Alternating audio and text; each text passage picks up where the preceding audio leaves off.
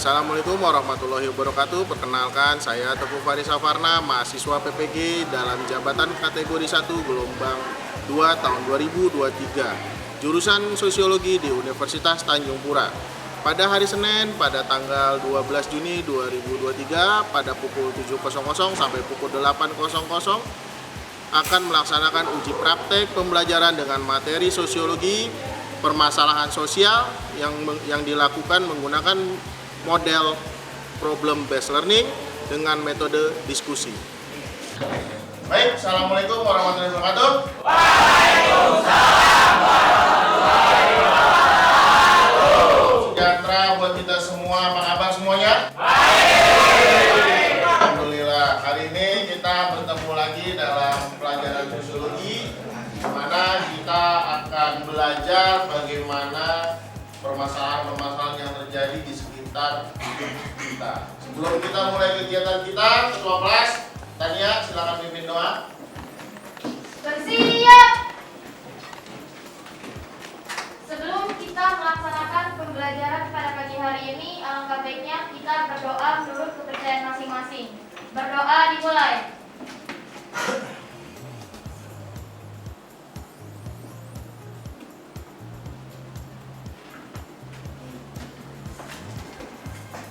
Berdoa selesai. Memberi salam. Assalamualaikum warahmatullahi wabarakatuh. Waalaikumsalam warahmatullahi wabarakatuh. Oke, baik, kita mulai saja kegiatan belajar mengajar kita. Hari ini adakah kawan kalian yang tidak hadir? Ada. Siapa?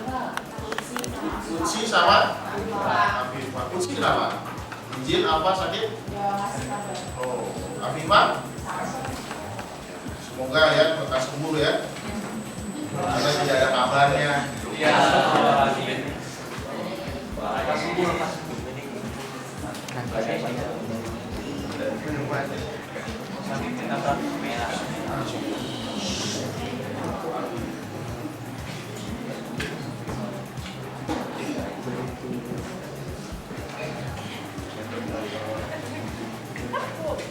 Afifah sama Kursi.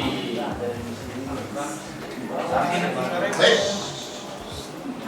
Kita mulai kegiatan kita. Hari ini kita akan fokus bagaimana terjadinya masalah sosial dalam kehidupan kita sehari-hari. Bisa diperhatikan di slide kita yang di depan, ya.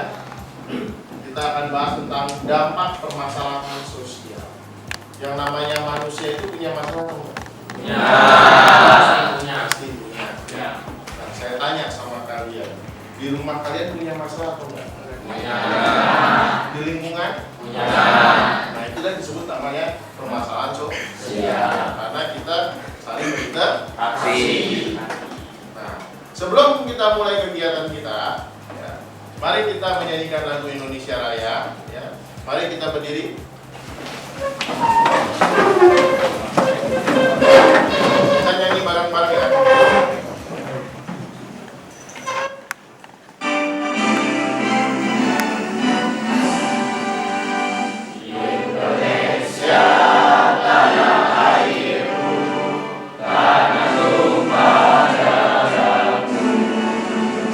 Di sana aku berdiri.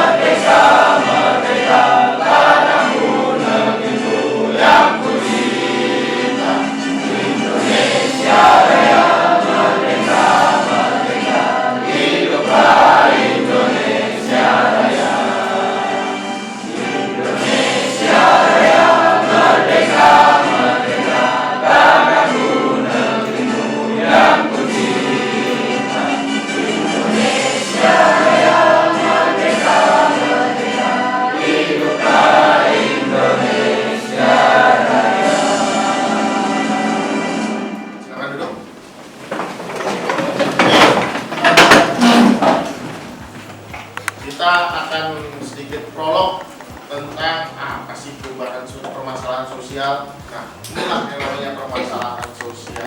Kita bisa lihat permasalahan sosial itu terjadi akibat apa? Coba dilihat. Iya, kita adanya interaksi sosial. Antara siapa? Ada masyarakat. Yang akibat dari apa? Untuk memenuhi kebutuhan atau kepentingan. Nah, pinter. Nah, jadi yang namanya permasalahan sosial itu lahir karena adanya kepentingan dan adanya kebutuhan yang harus dipenuhi, ya. Dan kalau tidak tercapai, akhirnya akan menimbulkan masalah. Dan salah satunya konflik. Pintar. Oke, kita lanjut. Nah, tujuan pembelajaran kita bisa lihat. Yang pertama adalah mengidentifikasi permasalahan. Jadi kita cari tahu permasalahan-permasalahan. Nanti ada kalian bikin kelompok, nanti kita nanti saya bagikan RKPD-nya ke kalian. Kalian kerjakan dalam bentuk Canva, ya, yang semenarik mungkin. Nanti kita pamerkan di sini sambil dipresentasikan. Oke, yang kedua menganalisa dampak permasalahan sosial, ya, dari sudut pandang sosiologis, ya. Jadi kita melihatnya dari segi sosiolog, ya. Terus yang KD 4-nya tentang keterampilan, kita menyajikan hasil diskusi, yaitu tadi hasil karya kalian nanti dipamerkan di sini, ya, dan kalian nanti presentasi. Oke. Nah, coba kira-kira ini gambar apa sih? Silakan dianalisa bareng-bareng. Yang mau kasih tanggapan silakan tunjuk tangan. Gak apa-apa. Kira-kira ini gambar apa? Fenomena apa? Fenomena apa yang waktu itu pernah ada? Yang di Sudirman? Nah, silakan tunjuk tangan yang mau kasih pandangan. Ya, Dik. Gak apa-apa, ngomong aja, nggak usah ragu. Ini menurut kamu fenomena kenapa orang bisa kayak gini? Di lingkungan, kenapa lingkungannya?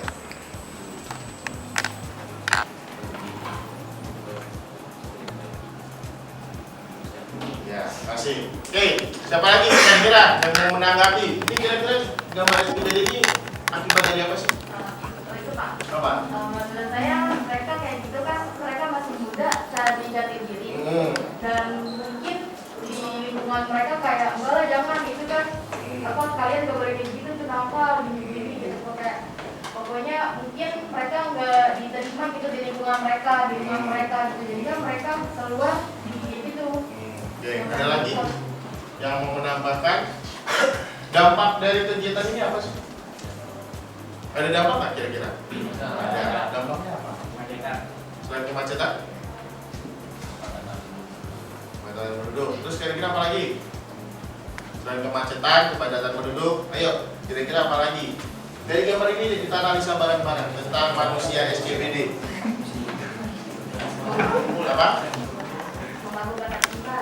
Ya, mengganggu ketertiban. Terus apa lagi? Kebersihan. Ya, pintar, kebersihan, tegar. Apa lagi? Rizky. Apa nak? Kira-kira dari gambar ini, dari anak-anak SCBD ini,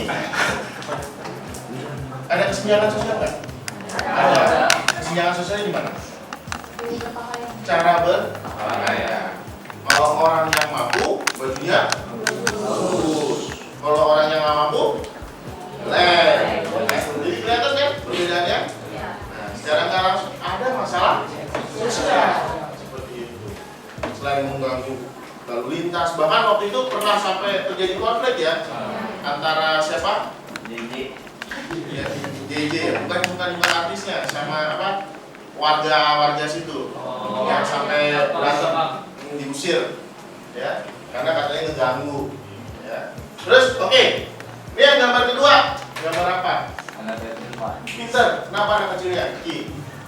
Yang satu? Yang satu pakai balik sekolah. Yang satu bawa karung. Nah, kira-kira analisa Rizky kenapa itu? Yang satu kurang mampu kayak. Pinter. Terus, satu lagi? Mampu. Ya, mampu untuk sekolah. Tepuk tangan buat Rizky.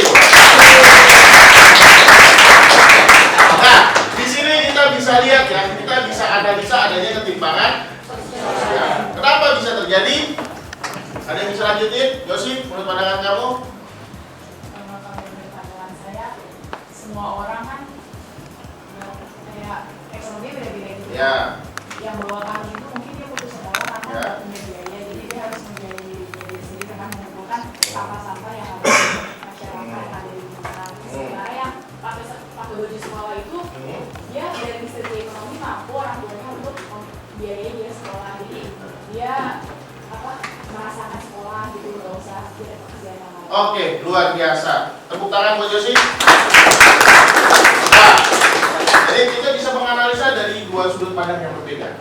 Ya, yang satu dari fenomena SKBD, yang satu lagi fenomena dari Batam, Jepang. Oke. Nah, sekarang kita lanjut ke infografis tentang kemiskinan yang ada di Indonesia. Nah, kalian bisa kebaca nggak? Kecil ya, tapi yang di depan bisa lah ya. Nah, kira-kira di pulau mana yang paling banyak orang miskinnya? Jawa. Ada berapa juta orang? 13. Paling sedikit di mana? Di Kalimantan. Pinter, di Kalimantan. Ya. Nah, yang paling besar pulaunya dan banyak orang miskinnya di mana? Paling besar pulaunya dan banyak orang miskinnya. Sumatera. Hah? Sumatera apa Irian? Coba diperhatikan. Pulau Sumatera sama Pulau Papua besaran mana? Papua. Ya kan? Kalau Papua 20%, Sumatera 10%.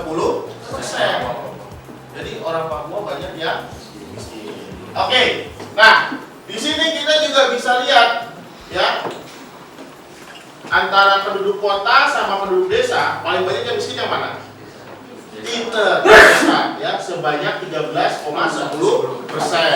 Nah, sedangkan masyarakat kota yang miskin 6,29 ya. Jadi banyakkan orang desa yang miskin. Makanya banyak orang desa yang pergi ke kota ya.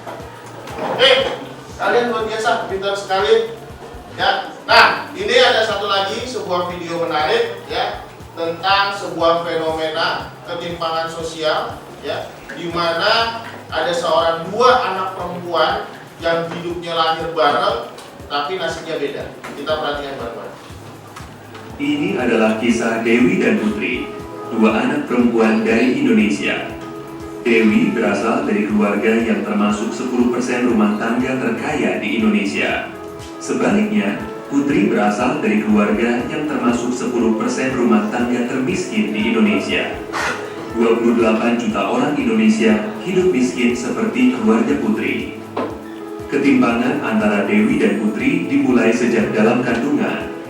Ibu Putri tidak mampu untuk mengunjungi fasilitas kesehatan formal ketika hamil dan juga tidak mengkonsumsi nutrisi yang sesuai. Akibatnya, Putri lahir dengan berat badan di bawah normal. Ibu Dewi mampu untuk datang ke dokter secara teratur dan mendapatkan asupan gizi yang baik sehingga Dewi lahir normal dengan berat badan yang cukup. 2 tahun pertama, Putri tidak mendapatkan imunisasi yang lengkap dan asupan gizi yang baik. Akibatnya, Putri tidak bisa menyusul tinggi badan Dewi dan malah semakin tertinggal. Dewi besar di rumah yang memiliki saluran air bersih dan toilet. Keluarga Putri tidak memiliki toilet. Karena buruknya sanitasi di lingkungan rumah, Putri sering terkena diare. Penyakit diare menyebabkan pertumbuhan Putri semakin terhambat, sedangkan Dewi terus tumbuh sehat dan tinggi. Kesenjangan antara Dewi dan Putri semakin dalam ketika mereka memasuki usia sekolah. Dewi dimasukkan ke dalam program pendidikan anak usia dini yang mendukung pertumbuhan kognitifnya. Sedangkan Putri tidak, dia hanya tinggal di rumah. Dewi sekolah hingga lulus SMA, lalu melanjutkan ke perguruan tinggi. Putri juga sekolah hingga tamat SD. Namun, karena tingginya biaya untuk buku, seragam, dan transportasi, Putri tidak bisa melanjutkan sekolah. Ia terpaksa tinggal di rumah dan membantu mencari nafkah untuk keluarganya. Setelah lulus sekolah, Dewi mendapatkan pekerjaan yang layak dengan gaji yang tinggi.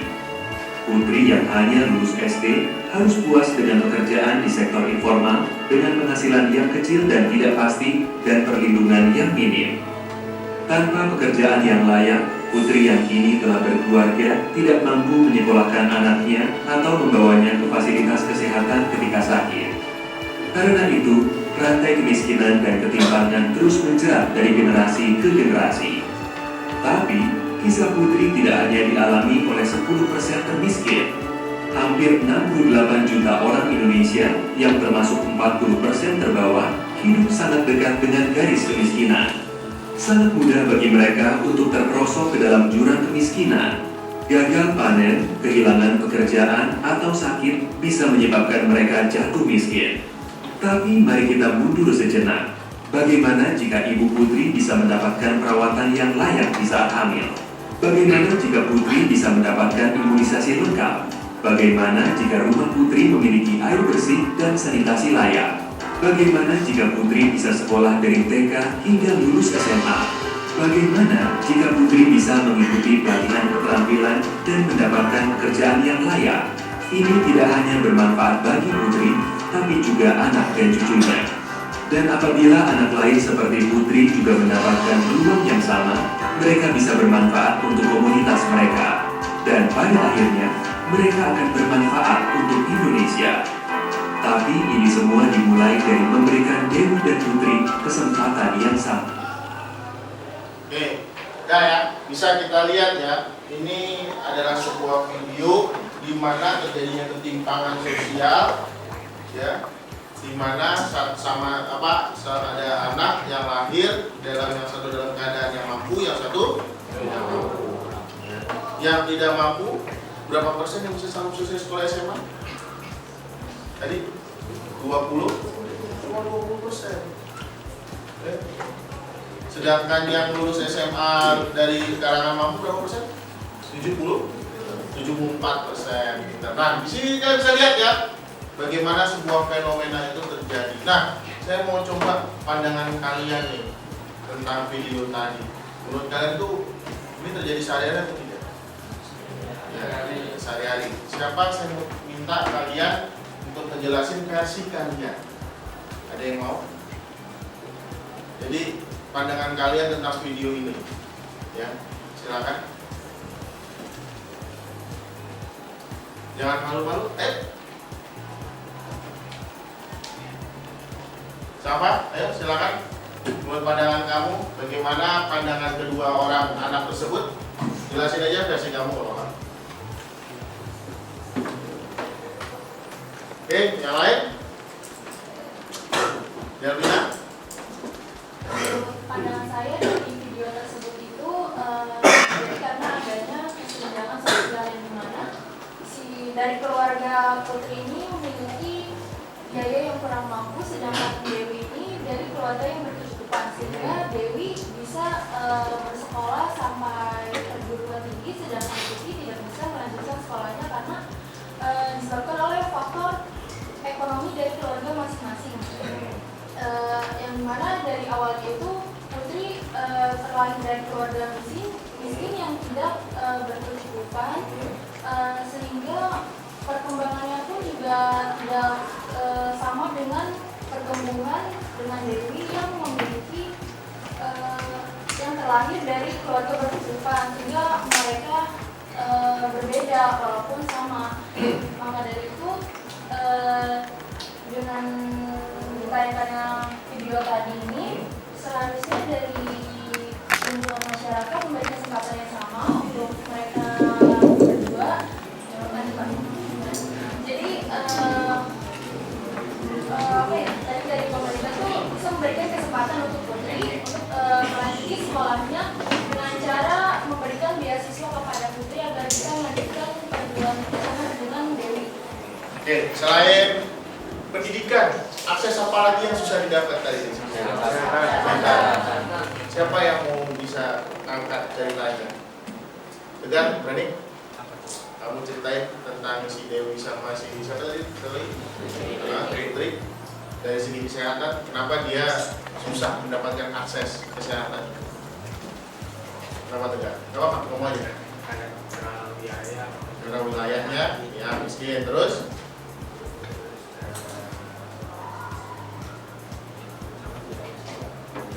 Oke, terima kasih. Nah, di sini kita bisa lihat bagaimana orang itu bisa bertahan hidup, ya, maksudnya bisa survive itu karena keadaan ekonominya baik. Sedangkan yang ekonominya tidak baik, ya, yang susah, ya, akan mengalami kesulitan. Bahkan tadi dalam video itu dikasih lihat, ya, yang satu bisa bisa dapat vaksin lengkap, bisa berobat bagus, yang satu nggak bisa, ya kan? Dan itu berdampak. Nah, itu yang disebut namanya stunting. Stunting itu orang yang tumbuhnya kondisinya tidak optimal. Stunting, ya. Dan dampaknya, ya itu dia ke pemikiran. Jadi anak itu nanti dia tidak bisa berpikir seperti anak-anak yang gizinya bagus, yang bisa kehidupannya yang cukup, berbeda, gitu, ya. Oke, ini saya kutip dari World Bank. Ya, terima kasih Darmina sama Tegar, tepuk tangan buat mereka. Baik, sekarang kalian punya tugas, silakan dikerjakan di Canva, ya. Buatlah 8 kelompok, berarti tadi benar kata siapa tadi? Kita bikin 4 orang dalam satu kelompok, ya. Dan bahannya sudah ada dengan ketua kelas, udah lihat, udah di-share. Oke, silakan dikerjakan. Nanti kita presentasi. Duduknya mengotak, ya, mengotak. Oke, silakan.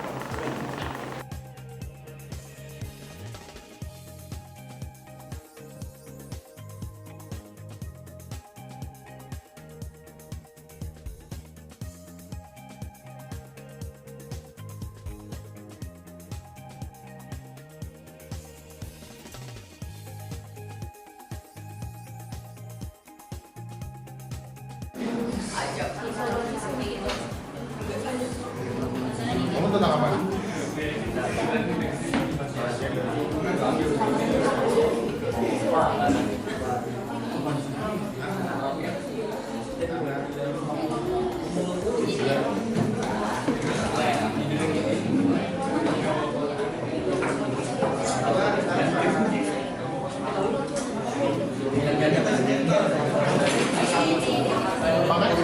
Oh, masalah apa?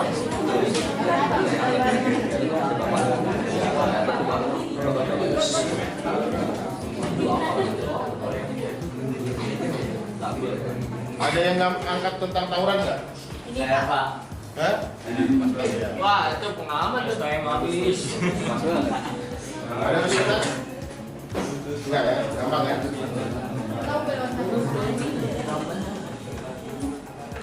Kita mulai saja presentasinya. Siapa dahulu yang ingin maju? Oke, silakan kelompok Erlangga maju ke depan. Beri aplaus buat kelompok 8.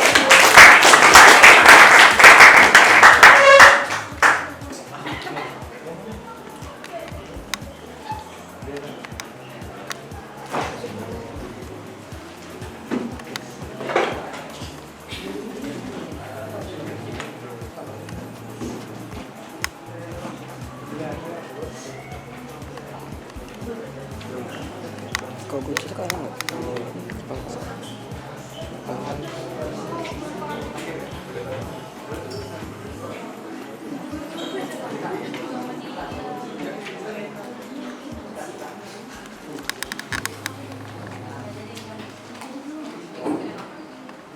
jangan kaku, santai aja kayak kita biasa presentasi ya. Kalau bisa kita aktif ya.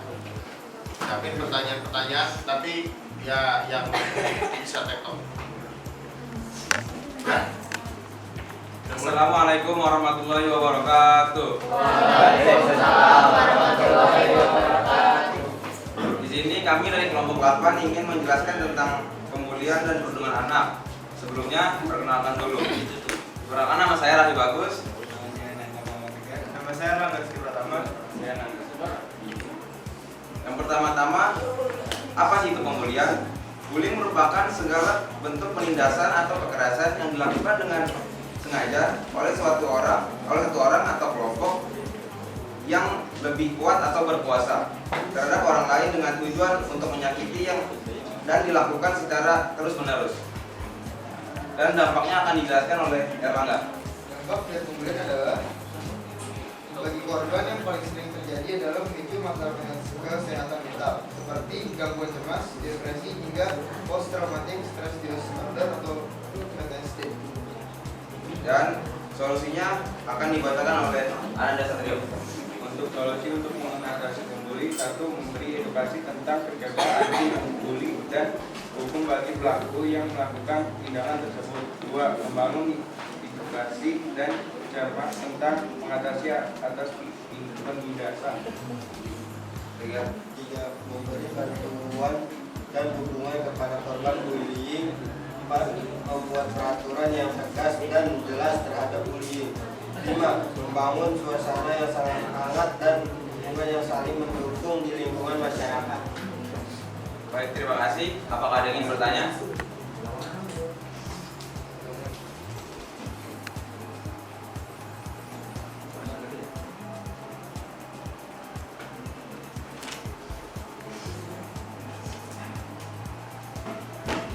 Ya, silakan yang mau bertanya tentang bullying. Ya, silakan Sal. Apa yang membuat seseorang melakukan pembulian? Bagus. Langsung jawab. Jawabannya adalah ada banyak alasan mengapa seseorang membuli. Beberapa alasan tersebut adalah kontrol diri yang rendah, latar belakang keluarga, kebijakan sekolah yang tidak tegas, serta adanya pendukung. Itu yang menyebabkan orang melakukan pembulian. Iya. Jadi siapa lagi? Udah. Bagaimana mencegah adanya bullying?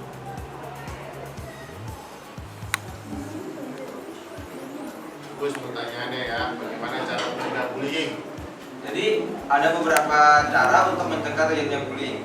Dapat melalui anak dengan menanamkan edukasi melalui keluarga, melalui sekolah maupun melalui masyarakat. Akhirnya siapa lagi? Akhir. Siapa lagi? Ya. Bagaimana ciri-ciri atau tanda seseorang itu terkena bullying? Bagus. Ciri-ciri atau tanda orang yang kena bullying. Dan ciri-cirinya bagaimana? Apa caranya kayak gimana? Dan tanda yang terkena bullying adalah ada beberapa ciri anak yang terkena bullying, mulai dari nilai menurun, kritis, percaya diri, susah tidur, tidak lelah makan, sering meminta uang, sering meminta uang saku lebih untuk tujuan kurang jelas, hingga munculnya memar di bagian tubuh tertentu secara tiba-tiba. Baik, terima kasih atas perhatiannya. Wassalamualaikum warahmatullahi wabarakatuh. Silakan Agus. Jadi ternyata dampak bullying itu bisa ke psikologi, bisa orang jadi kena gangguan mental, ya kena mental, ya mental breakdown. Oke, who next? Siapa selanjutnya yang mau maju? Siapa yang mau maju?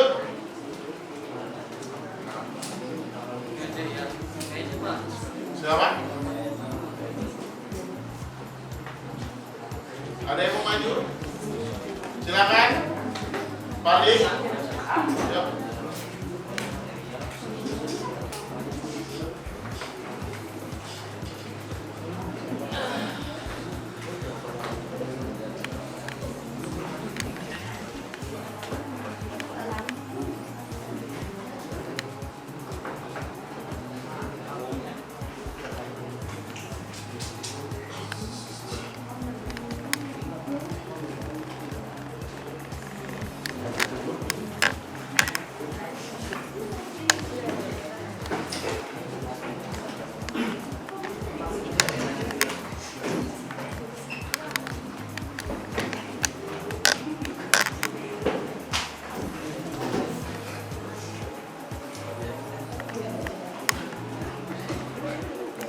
Assalamualaikum warahmatullahi wabarakatuh.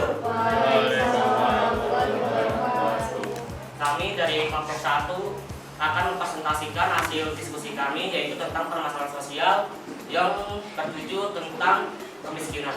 Sebelumnya izinkanlah kami untuk memperkenalkan diri kami terlebih dahulu. Saya Valdi Albineni Ahmad sebagai moderator. Saya Farel Rapariesa. Saya Rasmi Claudia. Saya Tania Rahmayu. Selanjutnya kita akan masuk ke dalam materi. Pertama yaitu analisis gambar yang akan dijelaskan oleh Farel Rapariesa. Kepada saya persilahkan. Baik, terima kasih. Permasalahan sosial yang terjadi dalam gambar tersebut adalah kesenjangan sosial, di mana masyarakat yang memiliki ekonomi yang kurang mencukupi cenderung memiliki tempat tinggal yang kurang layak bagi diri dan keluarganya. Seperti pada gambar rumah tersebut berada di pinggir kali yang menyebabkan kualitas hidup dari masyarakat yang tinggal di sana buruk. Baik, terima kasih Farel. Selanjutnya kita akan memasuki pertanyaan kedua yaitu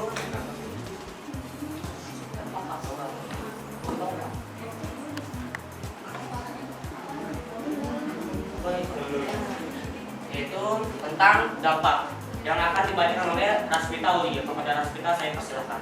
Dari kualitas hidup yang buruk dapat berdampak kepada kehidupan masyarakat Indonesia. Contohnya itu seperti yang pertama, cenderung tidak mendapatkan fasilitas kesehatan dan pendidikan yang layak. Yang kedua, memiliki pola pikir yang berbeda dengan masyarakat yang berkecukupan. Yang ketiga, dapat mencemari lingkungan. Kemudian tingkat kesejahteraan masyarakat Indonesia menjadi menurun dan mengganggu infrastruktur pemerintah dengan membangun rumah di pinggir fasilitas umum. Yang terakhir adalah rumah di pinggiran tersebut dapat memicu terjadinya bencana di lingkungan masyarakat yang padat tersebut, seperti contohnya kebakaran dan longsor. Baik, terima kasih Rasmita. Selanjutnya kita akan membahas yang tentang solusi yang akan dibacakan oleh Tania Rahmayu. Pada Tania, silakan. Oke, baik. Untuk menyelesaikan permasalahan sosial berupa kemiskinan, terdapat beberapa solusi yang dapat dilakukan. Misalnya, contohnya seperti pemerintah menyediakan atau memfasilitasi tempat tinggal atau lapangan kerja untuk masyarakat yang memiliki ekonomi yang kurang berkecukupan, sehingga mereka mendapatkan hak yang sama dengan yang berkecukupan dan meningkatkan kualitas hidup mereka dan memutuskan rantai kemiskinan.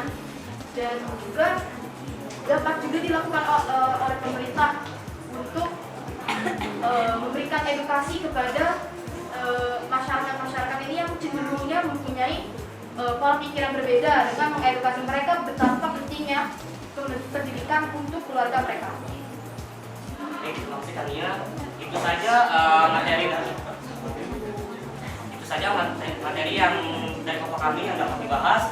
Sebelum kita menutup, kita akan memasuki sesi pertanyaan. Apakah dari kelompok lain ada yang ingin bertanya? Mengapa kemiskinan dapat berdampak kepada pencemaran lingkungan? Gus.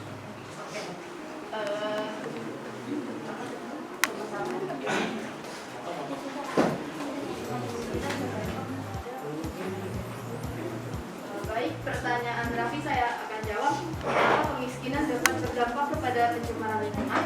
Karena seperti yang tadi dikatakan sama si Farel, kebanyakan orang yang memiliki ekonomi yang tidak berkecukupan itu biasanya tuh mereka tinggal di tempat atau di lingkungan yang kumuh karena rumahnya mereka bikin sendiri, mereka secara ilegal bikin dekat infrastruktur pemerintahan, dan itu dapat mengganggu lingkungan di sekitar masyarakat.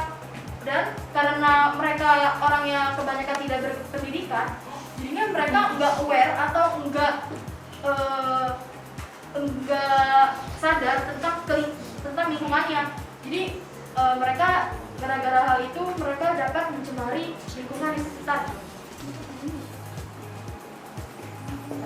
Baik, terima kasih. Apakah ada yang ingin bertanya lagi? Silakan nggak sih? Kenapa masyarakat dengan ekonomi yang kurang mencukupi lebih banyak yang berstatus pengangguran? Baik, saya izin jawab pertanyaan Josi. Jadi pertanyaan itu kan kenapa masyarakat yang memiliki ekonomi yang kurang berkecukupan atau kurang baik itu kebanyakan memiliki berstatus pengangguran. Itu karena mereka kan kekurangan secara finansial atau ekonomi. Jadi dia tuh kebanyakan dari mereka itu tidak memiliki atau menempuh pendidikan yang cukup untuk mendapati status pekerjaan atau untuk menempuh sebuah pekerjaan yang layak gitu. Terima kasih. Pertanyaan berikutnya, ada yang bertanya? dari saya. Kenapa kemiskinan dapat berdampak pada garis keturunan selanjutnya? Baik, itu saya akan jawab lagi mengapa kemiskinan dapat berdampak kepada generasi selanjutnya dari anak tersebut.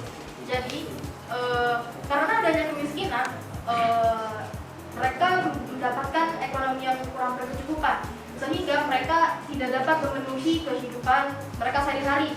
Dan salah satunya itu seperti kayak pendidikan yang layak, sehingga itu juga dapat berdampak kepada keturunan selanjutnya.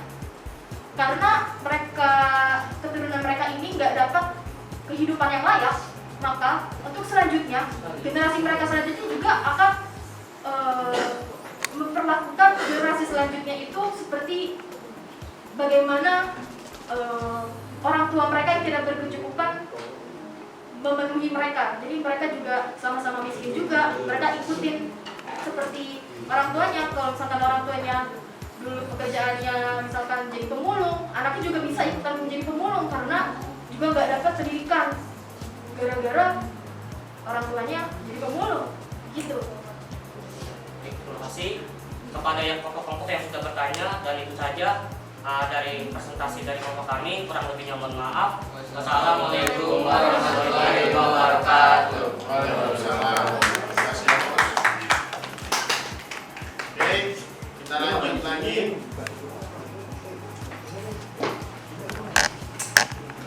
Saya tentang silakan disikan.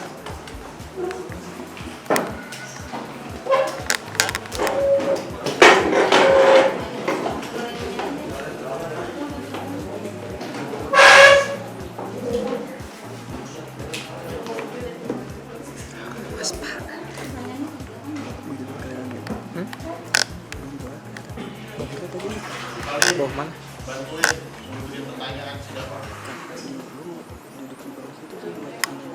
Enggak, duduk bawah sini malah kasar. Silakan dulu. Kapan dulu deh, kapan. Baik, terima kasih atas presentasinya. Sekarang kita akan ambil kesimpulan-kesimpulan yang telah kalian buat tadi, ya. Luar biasa, sangat menarik. Aplaus buat kita semua. Semua statement-statement kamu itu benar dan bagus-bagus, dan pertanyaannya juga cukup mengena, ya, sangat sesuai dengan kondisi yang ada sekarang. Oke, kita akan lihat kesimpulan yang pertama, penyebab permasalahan sosial. Tadi ada yang bahas tentang faktor ekonomi. Jadi ternyata faktor ekonomi adalah faktor penyebab permasalahan sosial, ya. Gara-gara ekonomi timbulnya kesenjangan sosial yang akhirnya nanti masyarakat bisa mengalami kecemburuan sosial, ya. Terus yang kedua faktor budaya, tadi yang ngomongin gender, ya, dimana perempuan katanya tidak memiliki hak yang sama dengan laki-laki karena faktor kebiasaan, ya, yang menyebabkan akhirnya perempuan itu jadi second class atau kelas kedua, ya, terutama di daerah. Kalau di perkotaan mungkin hampir tidak ada. Yang ketiga faktor biologis, ya. Faktor biologis itu kayak tadi yang ngebahas tentang orang yang mengalami sakit yang akhirnya dia tidak bisa kerja atau mengalami distabilitas. Artinya apa distabilitas? Cacat, kekurangan, ya, yang menyebabkan jadi sulit untuk mengakses pekerjaan. Seperti itu. Nah, terakhir faktor psikologi. Yang tadi kelompok siapa tadi yang membahas bullying? Ya, tadi kelompoknya Erlangga membahas tentang bullying. Itu masuk dalam faktor psikologis. Dampak dari psikologisnya itu luar biasa besar dan bisa trauma sampai dia nanti tua, ya. Dan biasanya orang yang mengalami tekanan psikologis itu berpotensi untuk apa? Bunuh diri. Dan itu sangat berbahaya. Oke, terus selanjutnya dampak masalah sosial di masyarakat. Yang pertama adalah masalah apa? Meningkatnya kriminalitas makin tinggi, ya. Salah satunya gara-gara ekonomi, ya. Terus yang kedua adanya kesenjangan sosial antara orang kaya dan orang miskin, seperti yang tadi ngebahas tentang ekonomi. Nah, terus adanya perpecahan kelompok. Tadi yang kelompoknya siapa yang ngebahas tentang tawuran? Kelompoknya Rizky tadi yang membahas tentang tawuran, ya. Timbulnya perpecahan kelompok, ya, yang akhirnya apa? Saling menyerang. Terus munculnya perilaku menyimpang, ya. Ingat, perilaku menyimpang adalah salah satu masalah yang paling berbahaya, ya. Perlakuan menyimpang itu kayak homoseks, terus apa lagi? Ya pokoknya perilaku yang menyimpang, tidak sesuai dengan norma. Terus yang terakhir, meningkatnya pengangguran. Ya, jadi dampak dari krisis ekonomi, ya, menimbulkan pengangguran. Gara-gara pengangguran akhirnya orang berbuat kriminalitas. Oke, baik. Ini adalah hasil diskusi kita, dan ini adalah hasil karya kalian. Saya ucapkan terima kasih. Saya harap apa yang kita pelajari hari ini kita bisa bisa menerapkannya di kehidupan kita sehari-hari. Baik, kita tutup kegiatan kita. Tania, bersiap.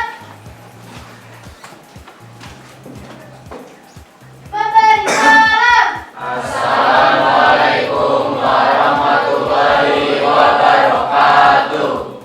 terima kasih semuanya. Tepuk tangan buat kita semua.